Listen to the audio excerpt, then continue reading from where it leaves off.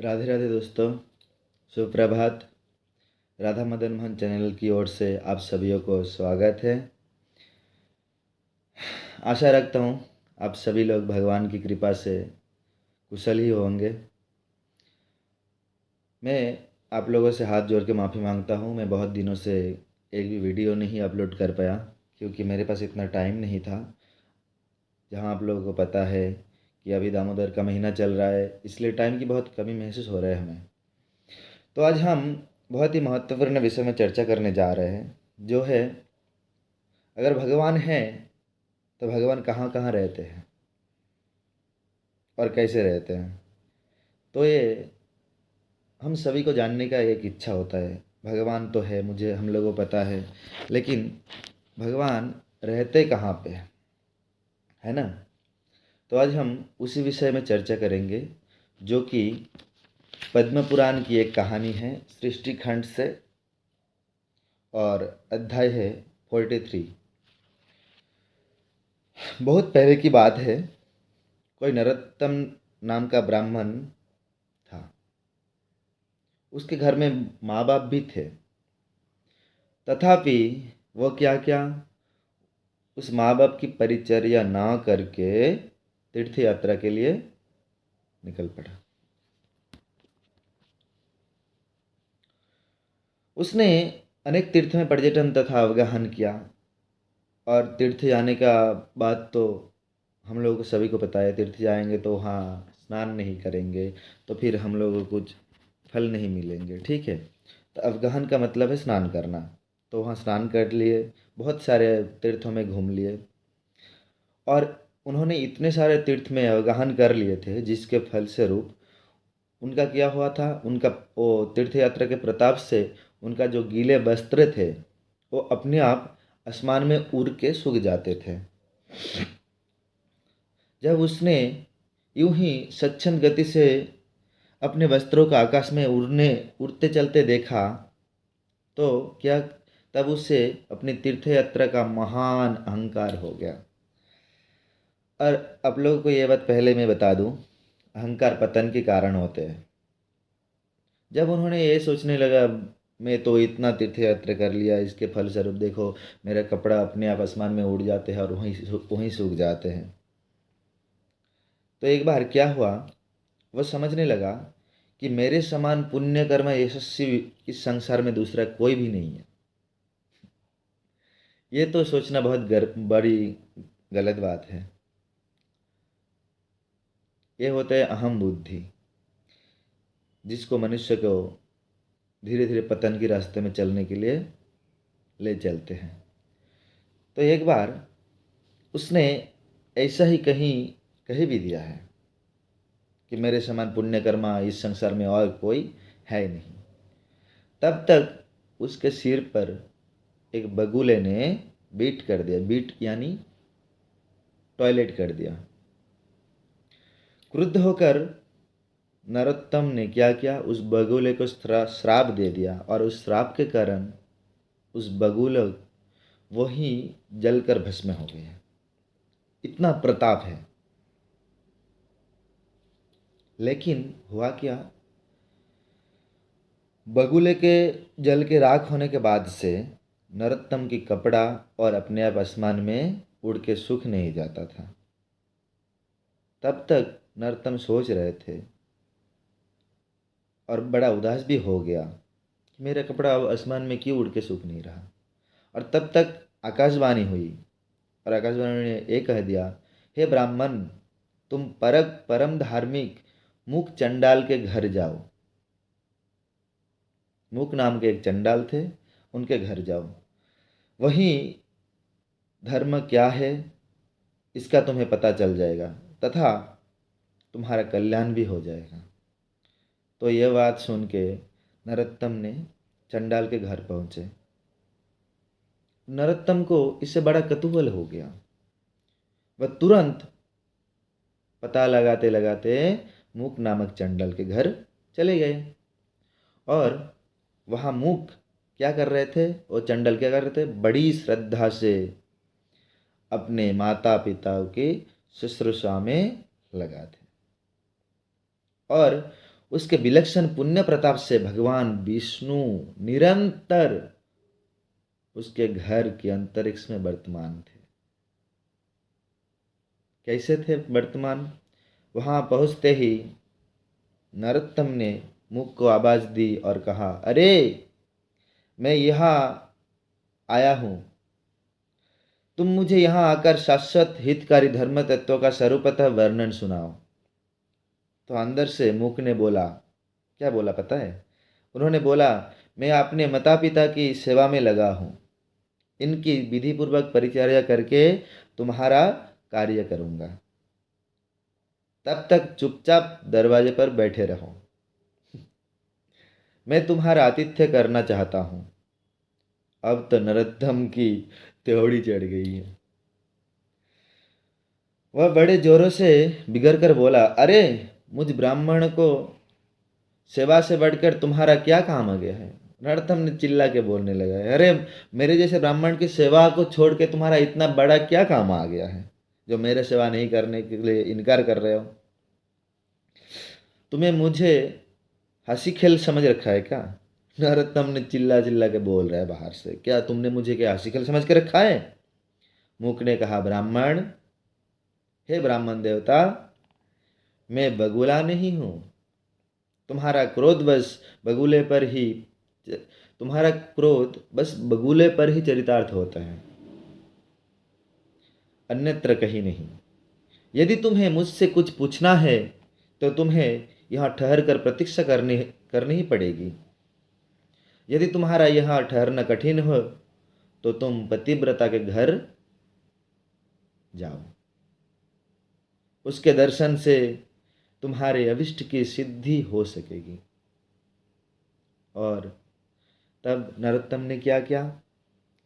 नरोत्तम ने पतिव्रता के घर जाने के लिए जैसे ही मुख चंडल के घर से बाहर निकले, तब तक उस चंडाल के घर पे नारायण कैसे थे? द्विज रूप में, यानी एक ब्राह्मण के वेश में। तब तक द्विज रूपधारी विष्णु चंडाल के घर से बाहर निकल पड़े और नरोत्तम से बोले, चलो मैं तुम्हें पतिव्रता का घर दिखलाता हूं। अब नरोत्तम उनके साथ हो लिया। अब नरोत्तम ने ब्राह्मण रूपी नारायण से पूछा, ब्राह्मण, तुम इस चंडाल के घर स्त्रियों में आवृत होकर क्या करते हो? भगवान बोले, इसका रहस्य तुम पतिव्रता आदि का दर्शन करने पर स्वयं समझ जाओगे। नरोत्तम ने पूछा, महाराज, ये पतिव्रता कौन सी वाला है? पतिव्रता का लक्षण तथा महत्व क्या है? क्या आप इस संबंध में कुछ जानते हैं? तब ब्राह्मण रूपी भगवान ने कहा, तो एक श्लोक है जो पद्म पुराण की है, उसमें बोला गया है, पुत्राच्छत गुणम स्नेहात राजनम च भयादतः आराधयत पतिम सौरीम या पश्येत सा पतिव्रता कार्य दासी रतो वैश्या भोजने जननी समा।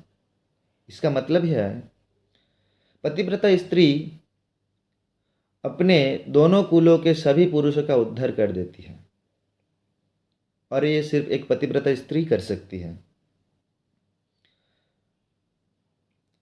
प्रलय पर्यंत वह स्वर्ग भोग करती है।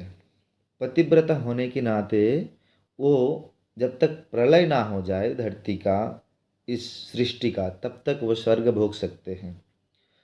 कालांतर में जब वो जन्म लेती है तब उसका पति सार्वभौम राजा होते हैं, और दूसरा जन्म काल के गति से जब उन लोगों का दूसरा जन्म मिलता है तो उस पतिव्रता के कारण क्या होता है, उनके पति को सार्वभौम राजा का जन्म मिलता है, तब उसका पति सार्वभौम राजा होते हैं। सैकड़ों जन्मों तक यह क्रम चलकर अंत में उन दोनों पति पत्नी का मोक्ष होता है। और ऐसे यूं नहीं कि एक जन्म दो जन्म में ही खत्म हो गया, नहीं, सैकड़ों जन्म तक ऐसे चलते रहते हैं, और उसके बाद क्या होते हैं, उन दोनों पति पत्नी का मोक्ष हो जाते हैं। तब बोल रहा है उस श्लोक का अर्थ क्या है? भगवान विष्णु कह रहा है क्या? जो स्त्री प्रेम में अपने पुत्र से 100 गुना प्रेम पति से करता है और भय में अपनी राजा से 100 गुना भय पति से करता है, वो है पतिव्रता स्त्री। और क्या क्या है? जो है काम करने में दासी के समान, भोजन कराने में माता के समान। देखो, काम करने में दासी के समान और भोजन कराने में माता के समान। माता की जैसे भोजन पुत्र को कोई आज तक करा नहीं पाए हैं। माताएं जितना प्यार से प्रेम से पुत्र को भोजन कराते हैं, वैसे कोई नहीं करा पाते। इसीलिए तो बोलता है, कौन कहता है भगवान खाते नहीं, हम मैया यशोदा के जैसे खिलाते नहीं, माता सबरी के जैसे खिलाते नहीं, इसलिए भगवान नहीं खाते। तो माताओं के जैसे हम लोगों को कोई खिला नहीं पाते। इसलिए भोजन कराने में माता के समान, और क्या, काम करने में दासी के समान, बिहार में वेश्या के समान, और विपत्तियों में मंत्री के समान हो। यूँ नहीं बस जब विपत्ति आ गया स्त्री उल्टा सीधा विचार दे के स्वामी पति का मस्तिष्क और बिगाड़ दे। नहीं, मंत्री के समान, विपत्ति में मंत्री के समान होना चाहिए। और एक मंत्री का क्या काम है? जब राजा विपत्ति में फंस जाते हैं तो मंत्री सिर्फ उसको उस विपत्ति से निकाल के उसका हल कर सकते हैं। तो विपत्ति में स्त्री को मंत्री के समान होना चाहिए, वो है पतिव्रता स्त्री। वैसे ही यहाँ एक शुभा नाम की पतिव्रता स्त्री है। भगवान ने बोला है वैसे ही वैसे ही एक पतिव्रता स्त्री है यहाँ, उसका नाम है शुभा। तुम उससे जाकर धर्म के रहस्य को समझो। तो नारायण ने बोला कि जाओ, तुम उसके पास जाओ और उससे धर्म की जो मर्म है, तत्व है, उसको समझो। अब नरोत्तम पतिव्रता के दरवाजे पर पहुंचा। वहां पहुंचकर उसने आवाज लगाई। पतिव्रता आवाज सुनकर बाहर आ गई। नरोत्तम ने दरवाजे पर जाके आवाज लगाई और पतिव्रता ने आ गई बाहर। नरोत्तम बोला, मुझे धर्म का रहस्य समझाओ। और तब वह पतिव्रता स्त्री बोली है, ब्राह्मण देवता, मैं स्वतंत्र नहीं हूं। इस समय मुझे पति की परिचर्या करनी है। अभी तो आप अतिथि के रूप में मेरे यहाँ विराजे, पति सेवा से निवृत्त होकर मैं आपका कार्य करूंगी। नरोत्तम बोला, कल्याणी, मुझे आतिथ्य की कोई आवश्यकता नहीं है। ना तो मुझे भूख है, ना प्यास और ना थकावट। तुम मुझे साधारण ब्राह्मण समझकर खेल मत करो।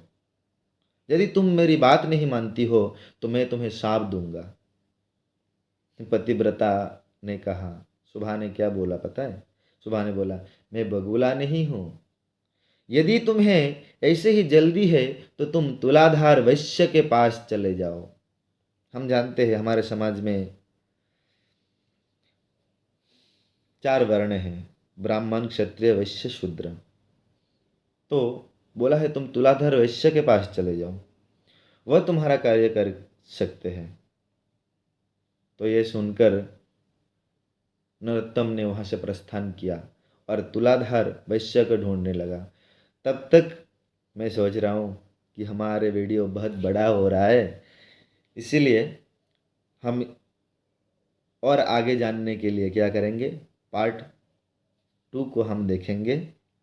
तो कृपया अगर हमारा वीडियो आप लोगों को अच्छा लगता है तो लाइक कीजिए, शेयर कीजिए और कमेंट करके हम लोगों को ये बताइए कि आप लोगों को कौन सा विषय में वीडियो पसंद लगते हैं, कौन सा विषय के ऊपर आप लोग सुनना चाहते हैं, जानना चाहते हैं। तो कमेंट में ज़रूर बताइए और प्लीज़ हमारे राधा मदन मोहन चैनल को सब्सक्राइब ज़रूर कीजिए। राधे राधे। और हम लोग फिर मिलते हैं पार्ट 2 लेके कि भगवान कहाँ कहाँ रहते हैं, और इसके बाद नरोत्तम ब्राह्मण ने उस तुलाधार वैश्य के पास जाकर क्या पूछा है, वो हम अगले पार्ट यानी पार्ट 2 में सुनेंगे। तब तक के लिए सब लोग स्वस्थ रहिए। राधे राधे।